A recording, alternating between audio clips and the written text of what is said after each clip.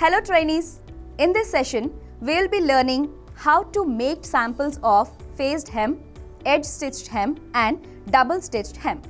At the end of this session, you will be able to know the role of hem in garments, explain basic hem terms, describe the turning up the hem edge method, explain about sewing hem by hand and machine, and describe the steps to make faced hem, edge stitched hem and double stitched hem. A hem is a finish for any bottom edge of a garment. The purpose of the hem is to provide a neat look, prevent the garment from fraying, and extend the lifespan of the garment. It is one of the essential elements in garment construction, ranging from clothing to household textiles. Hemming can be done by both hand and the sewing machine.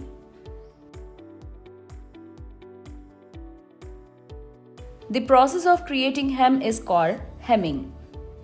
It involves folding the raw edge of the fabric inward, securing it with stitches, creating a smooth and clean finish.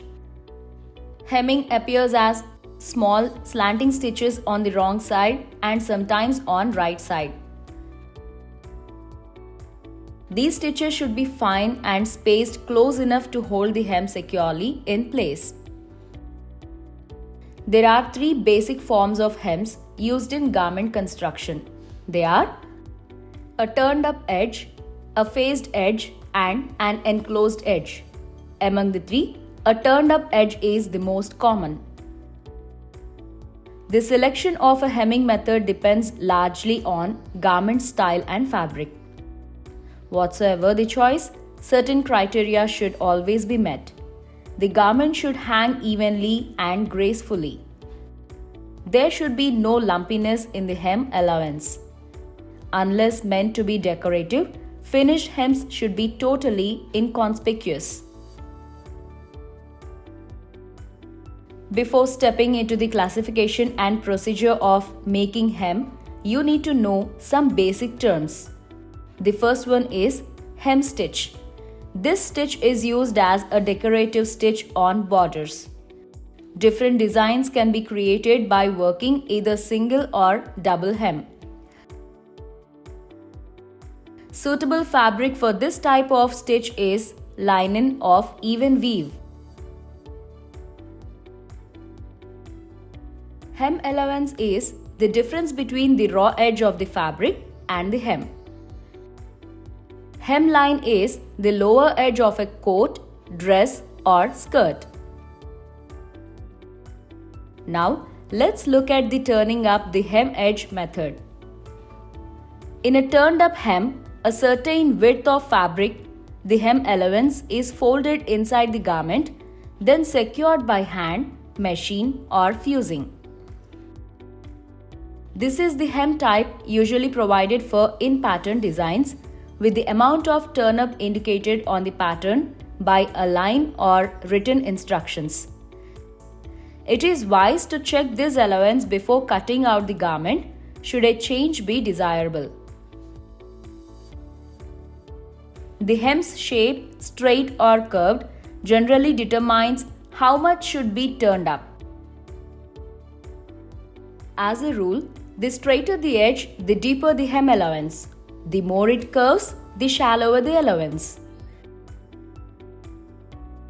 Exceptions are sheer fabrics, in which a very deep or a narrow rolled hem may be preferable, and soft knits, where a narrow turn-up will minimize sagging.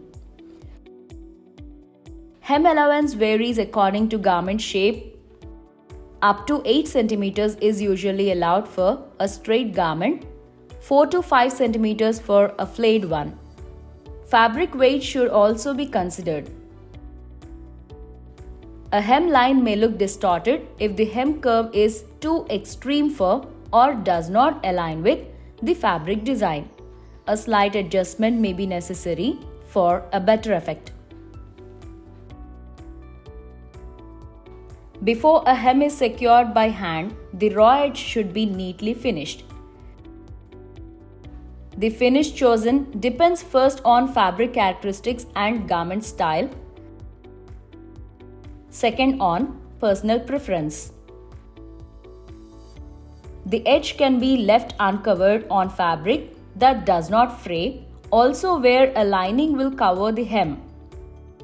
Use a covered edge for fabric that frays a great deal, and in those situations where a more finished look is wanted.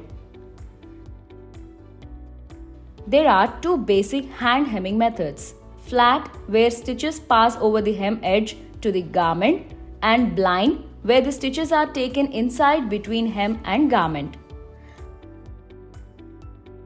Blind hems are best for heavier fabrics and knits because the hem edge is not pressed into the garment.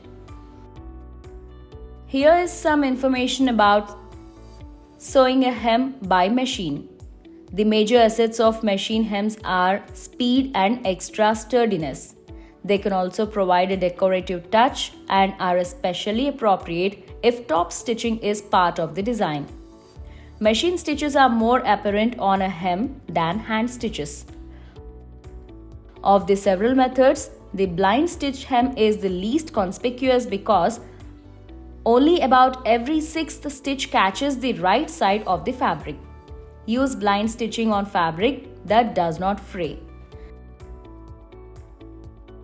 Use machine hems only on garments where easily seen stitches do not detract from the overall appearance. Let's see how to make samples of faced hem, edge stitched hem and double stitched hem.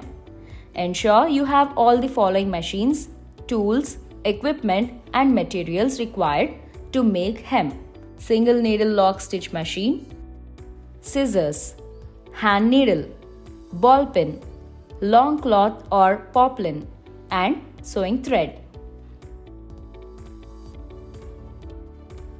Let's see the steps to make faced hem. Cut 0.15 cm by 0.15 cm of poplin material and join with the help of plain seam. Measure and mark the hem portion. Cut facings to fit the hem if there are no patterns. Make your own tracing the hemline from garment pieces. Cut them 6 cm wide.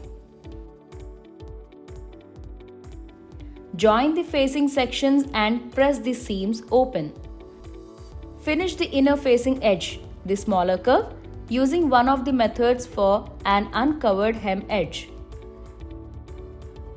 Before attaching facing, mark hemline and trim allowance to 1.5 cm.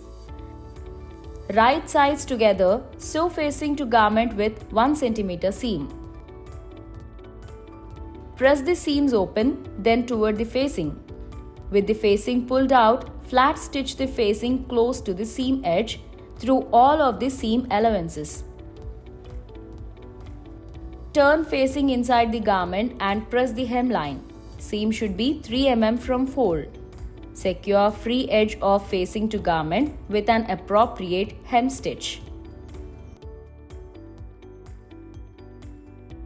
Here are the steps to make edge stitched hem. Cut 0.15 cm by 0.15 cm of poplin material and join with the help of plain seam. Measure and mark the hem portion. Turn the hem edge under 6 mm and press. If using an E-stitch, turn the edge along the stitching line. Top stitch 3 mm from fold. Secure hem with vertical hemming stitches. Show or use slip hemming. Spacing the stitches 1 cm apart. Do not pull thread taut. Here are the steps to make double stitched hem. Cut 0.15 cm by 0.15 cm of poplin material and join with the help of plain seam. Measure and mark the hem portion.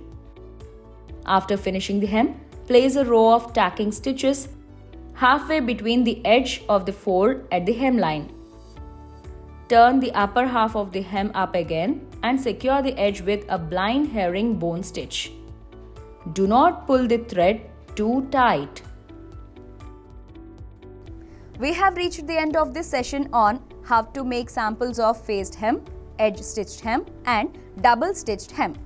By now, you should be able to know the role of hem in garments, explain basic hem terms, describe the turning up the hem edge method, explain about sewing hem by hand and machine, and describe the steps to make faced hem, edge stitched hem and double stitched hem.